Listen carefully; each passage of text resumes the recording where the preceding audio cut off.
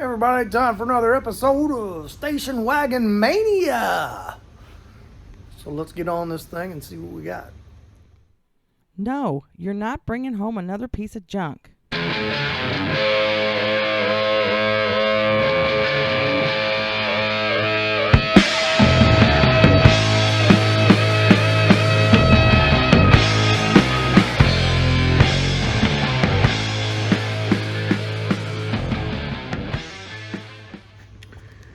Alright, so I have been working on this thing off camera a little bit. I got the back seat out of it yesterday, and I went through and vacuumed out a massive amount of rat's nest sticks, leaves, papers, everything that rats love to make nests out of. And I'll tell you what, these floors back here are pretty good. They got some surface rust on them, but I think they are in the savable category up to about right here. So vacuum this whole thing out.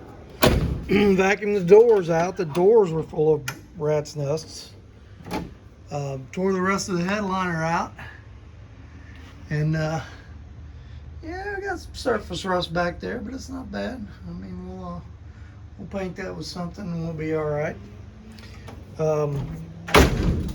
Came up here on the firewall and stripped off the firewall. So I mean, there was just all kinds of stuff up here. We got wiper motor off, we got master cylinder off, yada yada, just all that stuff, so that we can get to the point where we can clean this up and paint it. And got the old motor mounts off. They're off. I had junk, and you wouldn't believe how much junk was under this car after I did all that. So I rolled it out and swept under it. So pretty happy with where we're at now. I need to empty my shop vac. It is friggin' full of stuff. Okay, so like I said in the last video, I have the oil pan on the way for this.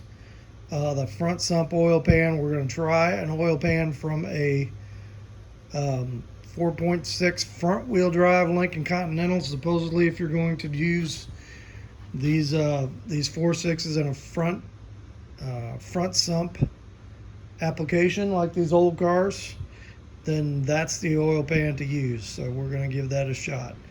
But what I need to do is I want to separate the transmission from the motor, get the converter out of it. I want to get this thing on an engine stand. We'll pull the old pan. Power steering pump's going to go. We're just going to get a lot of stuff off of this to do the test fit for the engine with. So that's kind of what we're going to work on today, the next couple of days. But I'll tell you what, it is really hot. It is like right at 100 degrees with some pretty rough humidity. So yeah, we might get an hour or two a day in here for the rest of the week until I think Thursday it's supposed to cool off. So my hope is, today's Tuesday, we'll work on it a little bit each evening. My hope is that Saturday we can take the engine, we can slide it in place, see how it's going to fit, mock up some motor mounts, figure tranny mount out. I got to take the old tranny mount off. Figure out transmission mount with this Lincoln one. I don't know if we're going to use like all of the Lincoln one and some of that one or what we're going to do, but we'll figure that out. Then once I know that we've got this squared where it's going to be, we got some motor mounts mocked up, everything's going to fit, we pull it back out and we start patching these floors. Patching floors, disassembling suspension and all that good stuff. So that's kind of the plan for the next several episodes going forward. So for now, let me crank up a fan in here because it's really hot. We'll throw this on the cherry picker, pull it out here some more, and we'll start busting this thing apart. All right, back in a few. Okay, that's enough for tonight. So I got all the wiring harness off. I got the power steering pump off. And I got the starter off. And that was a battle. A battle to get to the bolts and a battle to get them loose. So I had enough for tonight. We'll pick this back up tomorrow.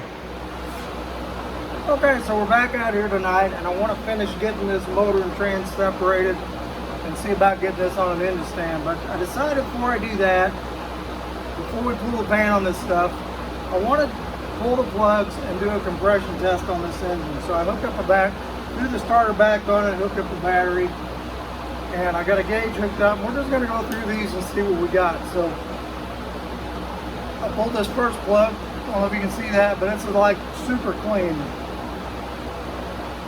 Burning clean, no carbon. I think my brother had changed these at one time, I'm not sure. But let's just see what we got on compression on this one.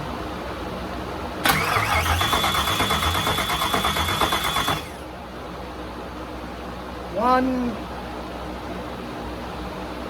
60. Good. Okay. I'm just going to turn this off and on in between each one so we don't burn up a bunch of time doing that. Alright, the next one, plug looks excellent. I might reuse this plug. See any reason to change it. Let's see what we got here.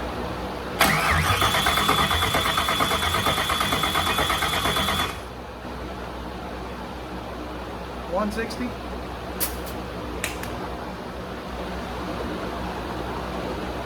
Number 3 looks great. Third one, I don't know how Ford numbers these.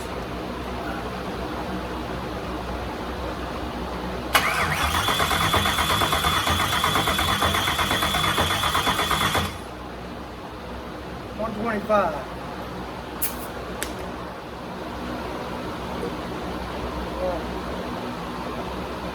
Excellent again. Let's see what we got on this one.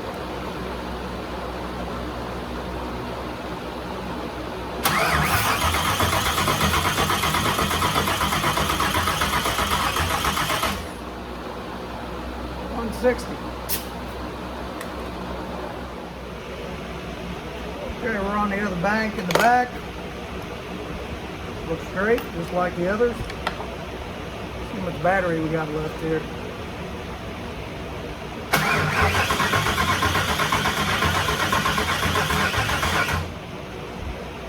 $150.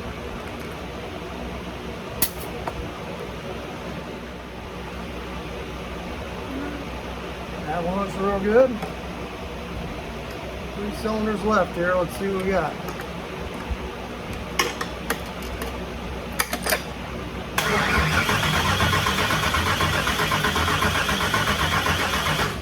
$150.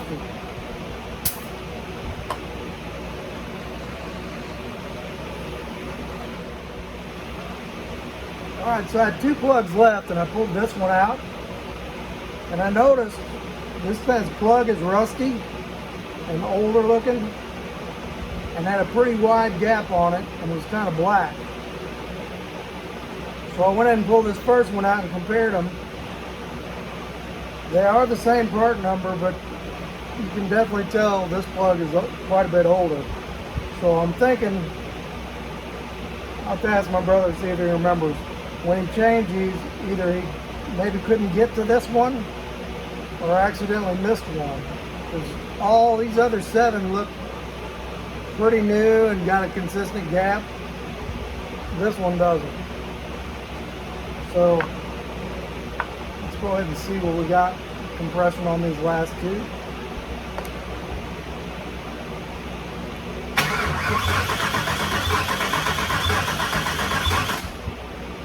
$160 on this one.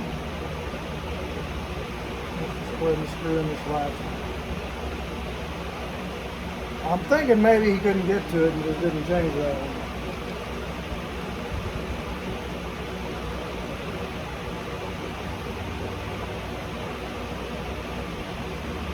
one. Or just might have lost track and accidentally skipped that. 160 on that one.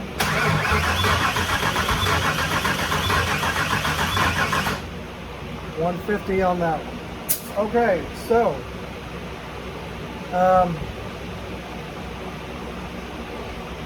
compression wise, this thing is in excellent condition. I did find some loose plugs over here too, which could have been causing that little bit of mist it had in it, but I'm kind of betting this was part of the culprit. So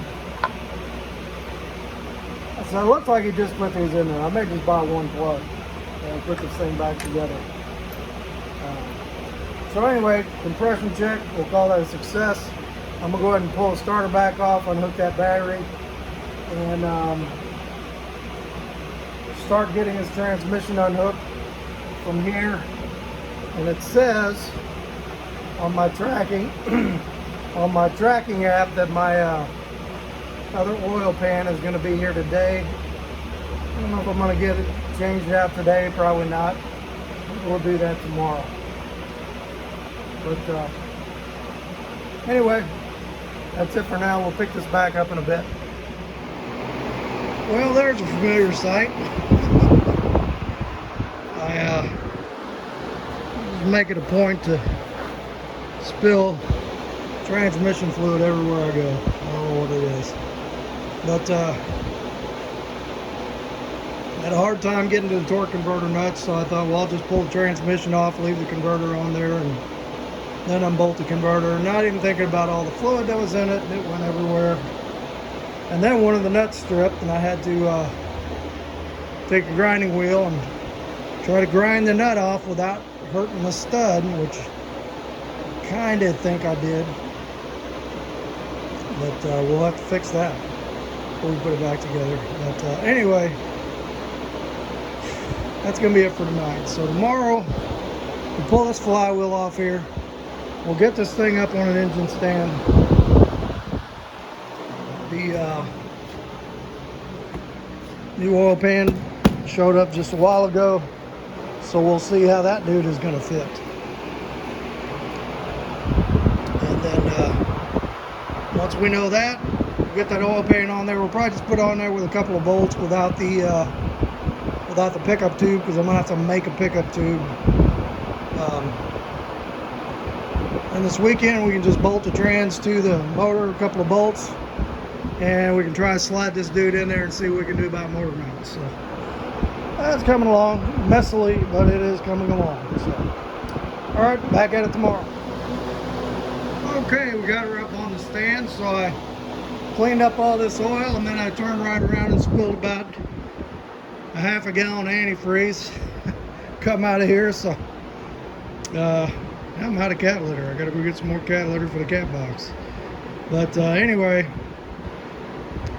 what we're gonna do, I'm gonna drain the oil out of this thing. I was really hoping there was a block drain on this thing somewhere, and you could drain the antifreeze out of the block, but I don't see anything. I think these are all, I think these main caps bolt in from the sides, as well as from the as well as this way. So we're going to drain the oil out of this thing. We're going to pull the pan on this thing, and we'll do a test fit on this other pan.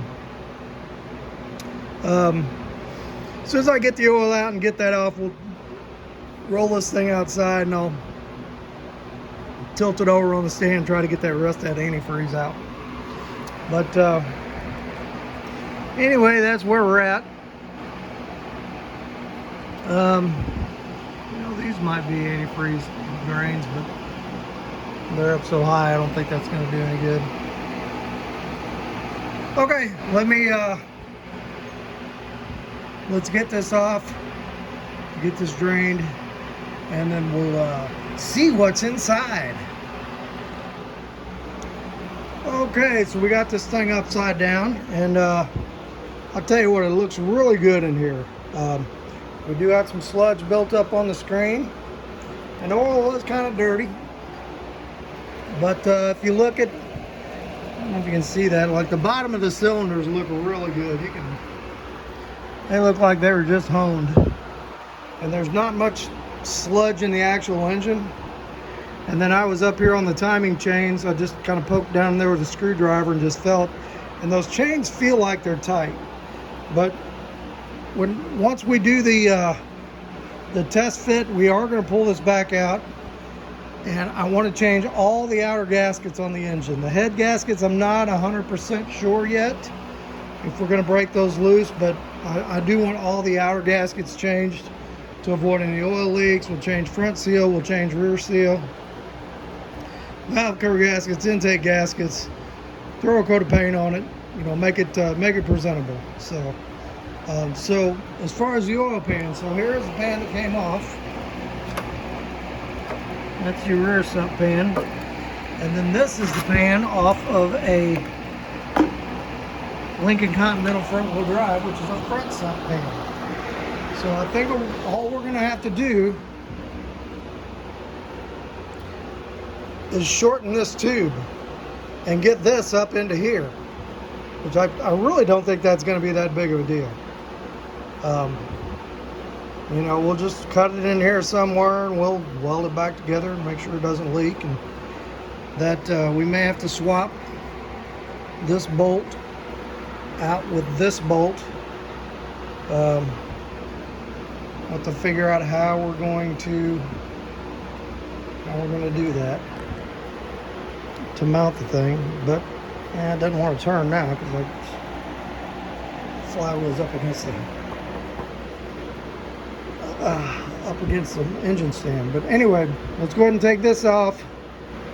We'll take dipstick out, we'll take this off, and let's just set that pan on there and see what it looks like. We'll throw a couple of bolts in it, and that is all we're going to do for the test fit. Then we'll flip it back over, bolt trans back on. I'm going to take a cutoff wheel and cut these pads off because I've did some measuring and they're not going to work in the spot that they're at now. So we'll cut those off and we'll clean that up, and we're going to take that cross member out, and then we should be able to do a test fit. I don't know if we'll get that far tonight or not, but let's go ahead and get this unbolted and done and see how far we get. Okay, so the rumors are true.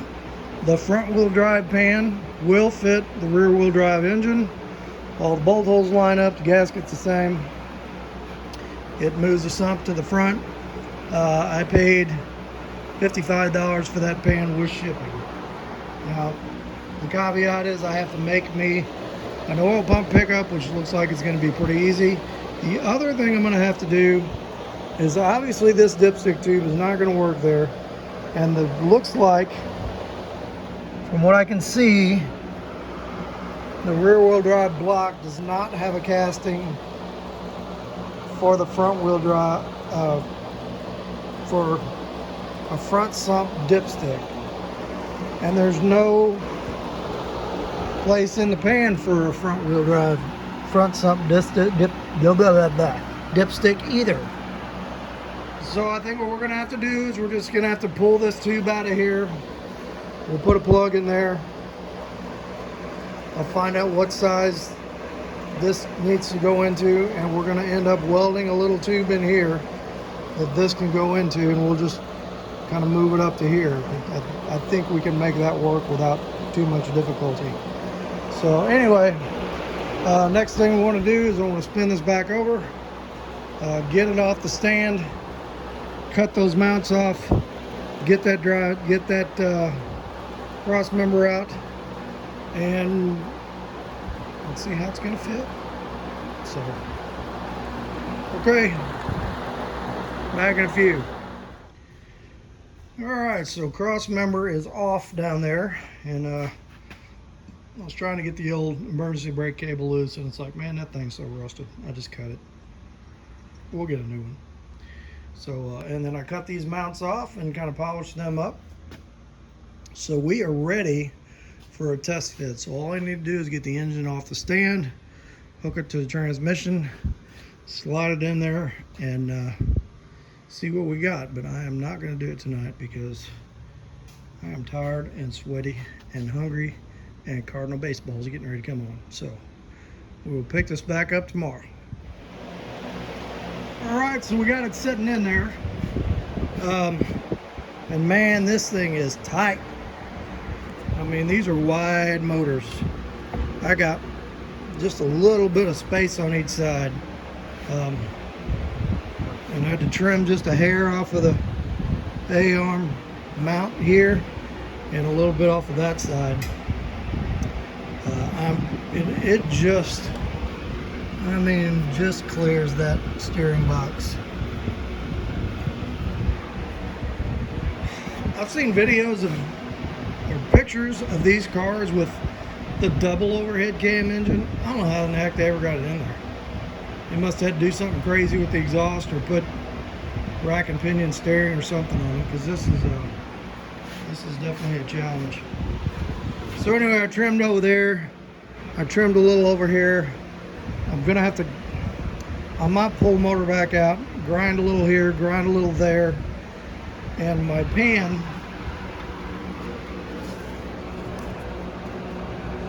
so it looks good on this side, but this doesn't go straight across, it angles, and the far end of that angle is hitting that cross member. So we're gonna do a little slice and plate on that cross member too, but you know, it's doable. It's gonna work. It's just gonna be tight. And my motor mounts are ahead of the cross member there, so we're just gonna have to make something up to weld in there. I'm not sure what yet, but we'll figure that out. But it's coming along. So been out here for a little while today. This is all I've filmed of it so far, but okay, well, I think that's all we're gonna do for today. I'll get back out here tomorrow or Sunday, and we'll pull this back up out of here and do a little grinder adjustment, and then give it another try. But it looks like the trans fits the trans tunnel good. I got it centered. So, hey, sweetie. What are you doing? Did you come out here to help me? I was actually wanting to work on something myself. Well, you want to get your dress dirty? Alright, we'll be back in a little bit. Yes, here we are again.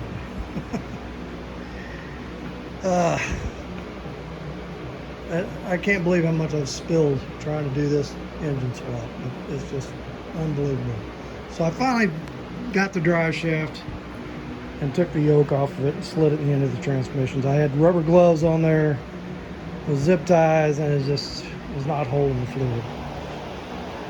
And I was just spilling it left and right. So anyway, pushed this thing back, and I cut this bolt off, cut this back a little bit, give me a little more clearance. I had a pinch point here, cut that back a little bit, give me some clearance, and I notched the cross member right there. And tell you what, that is a thick cross member. And that thing was packed full of acorns, so it's a good thing we notched that thing and can vacuum all that out of there. I'll probably just put a plate. Strength-wise, I think it would be fine, but I'll probably put a plate over that once I know that I got that cut right, to just to keep junk from blowing up in there and packing in there while it's going down the road. At our church car show this morning, I probably should have took video there, but I didn't. And I took the truck, and I'll tell you what, it drove superb. I got down there and did a little adjustment on the front end, did a little more adjustment on the brakes, and drove great. The shift cable thing I got worked out for the 700 R4 shifted great, right where it was supposed to, so I'm very happy with it. And everybody there thought it was pretty cool, so I'm glad to see that it's a working vehicle. The next thing I got to do on that is I need to make a tailgate, and we're going to use those doors and do that sometime in the near future here. But for right now, I want to get this guy sitting in there. So let me let this soak up for a little bit. We'll get it swept up. We'll push this back up here, and we'll shove that back in there again and see if those little clearance areas I made are going to do the trick. I think they will. It should give me just enough space to be able to get this thing in there and make some motor mounts and be in good shape. So back in just a few. Okay, so I think I'm pretty happy with where I'm at. I had to do a little more clearancing on a few things, but I've got the motor centered. I've got it level. I've got the tail shaft to the transmission, centered in the tunnel. And I've got just enough clearance on both sides of this thing. Like I said, it's tight. It's very tight. But there is air between it, so I think that is where we're going to make our mounts. So I am going to have the clearance. The exhaust here is hitting that part of the steering box. I think I can clearance that and clearance that a little bit and be okay. Or come up with something else for that exhaust. But that's everything else being where I want it, that's my only spot I need to worry about, and I got some ideas for that. So, all right, now, so I tried to use the pad mounts that came with this thing, but those just aren't going to work. So we're just going to build some mounts off of what we've got here. The Cardinals are losing again. That's the pad mounts that were on there. And these things they look like they're cast. So I don't know if you could even weld that. I kind of doubt you could. I thought about just taking this, cutting this bottom part off, sticking it through there and welding this to another bracket to that cross member, but that looks like cast. I don't think you're going to be able to weld that. So we're just going to have to make something. No big deal. All right, let me get these done and then we'll take a look at what we got. All right, so here's what I came up with on these mounts, and I got the one tacked in there and it seemed to work pretty good.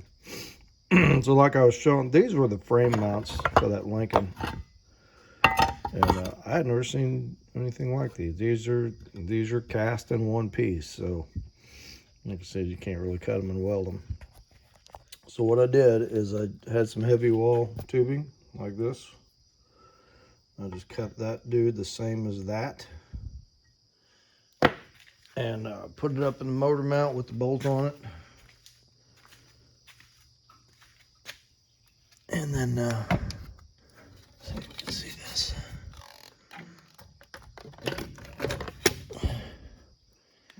All right. So I got the bolt through that tube there.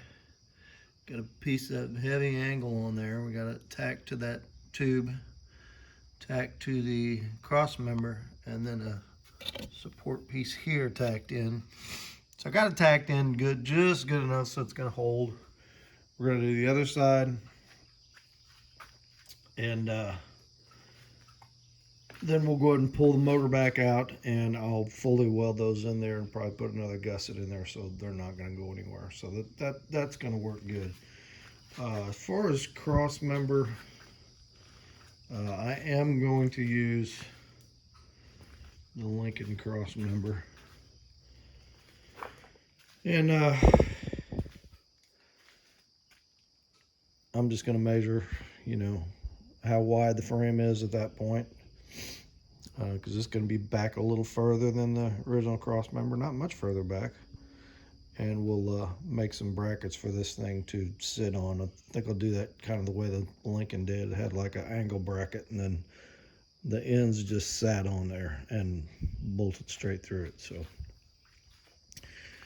anyway, that's what I'm going to do. I'm going to go ahead and stop this video here. Because the next few days I'm not going to be able to touch this. Just got a lot going on. Got father-in-law's 80th birthday party today, and grandkids here today, and got a couple of work things going on, so I wanted to get a video out this weekend. So we'll just go ahead and stop this one here. When we come back on the next one, I'll show you how we made the I'll probably have this finished up, have the motor back out, and we'll show you how we finalized the motor mounts, what we did to the cross member, and then I think on that video we're going to get going on putting these floorboards back together. I've got some sheet metal there, not enough, but It doesn't look like the Lincoln floorboards are gonna do the job, because these are really flat, and those got a lot of bends and curves to them. But we saved them and we tried, and just didn't work out. So we'll get rid of those. So I'll probably go pick up another piece of 18 gauge. I think I got enough over there to make one side. And next video, we're gonna start putting floors in this thing, and we're rolling right along. I'm hoping, I kind of picked this up saying this was going to be a winter project, but I'm kind of hoping by the end of the year that we might be sort of wrapped up with it, having it on the road, but we'll see. All right, let's get a word from the Lord, and we'll catch you on the next one. All right, thanks everybody for coming along on this video. Sorry we kind of had to we didn't finish what we were working on and show the finished product on this video, but I like to try to get one out once a week. I'm just a creature of habit that way, so I want to go ahead and get this one out this week, and we'll just show those last few finishing steps at the beginning of the next one. Like I said, we had our car show yesterday, our Christian car show at our church. I've talked about a few times, and had a real good time. Had lots of people show up, and lots of cool cars out there. And I got to take the truck for the first time, which was a lot of fun. And I was, nervous about driving it that first time you take a project car out and you really drive it some distance, even though it wasn't real far, about, 5 miles. But you think, oh man, better make sure I got my AAA card with me. But no, it went good, and it drove really good, and I'm happy with it. And got a lot of people scratching their heads about it, which was my intention. So anyway, for sharing the word today, I am doing a Bible study on one of my Bible apps that I'm enjoying quite a bit. And so one of the messages, I think it was Tuesday, this message was in the devotional part, and I really enjoyed it, so I thought I would share it. So this is kind of talking about, our adequacy and how we feel about ourselves, and just letting God be enough in your life, and why when we're stuck, and how we surrender sets you free on a daily basis. So let me just go ahead and read this. The world suggests we look in the mirror and tell ourselves all the reasons why we're enough. We hear a lot of that nowadays. Leading psychologists say that to conquer our fear of inadequacy or imposter syndrome, you should write down daily all of your skills and qualifications. Cite your past experiences, your resume, recount your former successes, look in the mirror, and tell yourself that you are enough. And that's not bad advice, but it is inadequate advice. Down a little bit here. Because the reason it's inadequate advice is we are inadequate in and of ourselves. And, we shouldn't downplay our gifts and strengths. But apart from our salvation in Jesus Christ, we cannot save ourselves. We can't cure the addict. We can't point the prodigal on the path home. And I'll tell you firsthand that experience with myself and with other loved ones. We can't force someone to forgive. We can't of ourselves resurrect a relationship or unfold our ideal future. And most important, we can't cover the debt of sin ourselves. If we could, then Jesus would not have had to endure the cross. We could fix everything by ourselves, but he did endure the cross, and he left us here with the Holy Spirit working inside of us. So listen to what Paul says in a letter to the Corinthians. This is 2 Corinthians 12:19. But he said, "My grace is sufficient for you, for my power is made perfect in weakness. Therefore, I will boast all the more gladly of my weaknesses, so that the power of Christ may rest in me." So did you get that? Your limitations are an invitation for God's limitless power to be at work in your life. We know at one time Paul had some type of infirmity. We're not exactly sure what it is. We think it was some kind of eye disease or something, judging by some clues in the scripture. And he prayed that would be removed from him, and that's what led to that piece of scripture there. God said, no, that I am made perfect in your weakness, and he had a reason for leaving that with him. So when God called Moses in Exodus 3, he didn't unroll Moses' resume and give him all the reasons why he was the right guy for the job. God could have done that. Moses had quite a lot of reasons why he could have stood in the mirror in his tent and cited his qualification. Stephen lists a few in Acts 7:23 for us. God could have mentioned all those things to Moses, which would have been nice to hear for a guy who clearly struggled with self-doubt. But God didn't do that. In fact, he didn't give Moses any props at all. He simply promises his presence. Moses asks God, but who am I that I should go deliver the people? So what is our who am I question to God? We ask ourselves these things all the time. Who am I that I should, whatever, fill in the blank, or God asks us to do something, but God, I can't, and here's the reason. But God, I don't have the skills, and God, I've never done that. Last time I tried that, it ended up pretty bad, Those limitations you see are bad. The limitations you see as bad are actually good because they invite God's limitless power into your life. God doesn't give Moses props because the plan doesn't depend on Moses' performance, which is a good thing for us.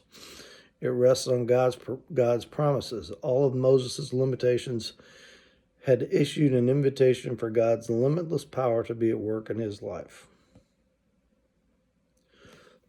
So let's look at God's promises in this passage. So you got the promise of presence. God will go with him. He said, I will be with you. The promise of fulfillment. God doesn't say, if you make it out, if you're obedient enough or spiritual enough to hear my voice when I'm speaking. There's no if, is there? God says when. From God's perspective, this will come to pass no matter what.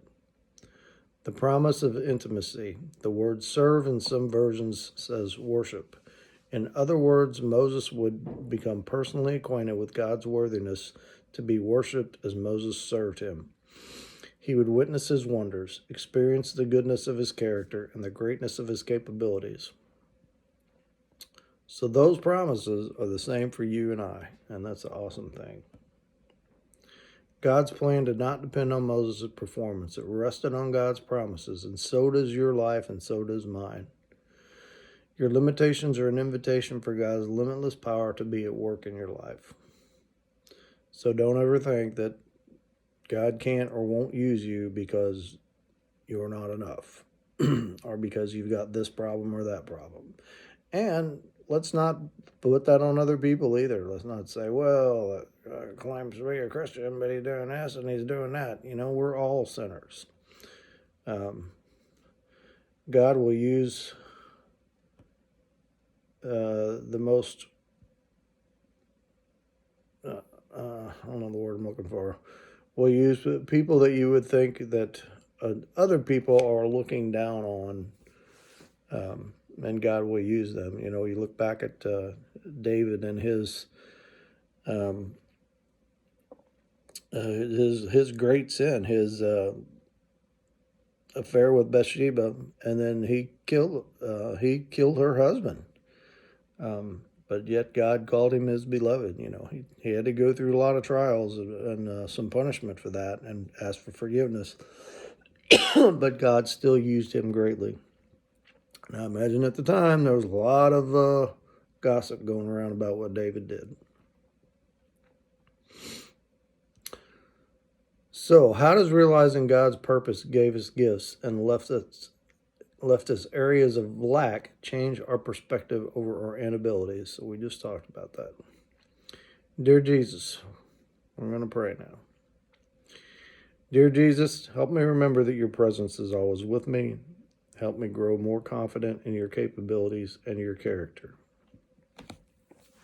And that's our prayer for today, for ourselves and for others. And I think, especially when we're around a time of a lot of political unrest, this is something we should be praying for when we think of others, of those running for office, regardless of who you're voting for. I guarantee every one of them has faults of some kind, and every one of their faults is going to get drug out into the open and put out into the public eye for all to see.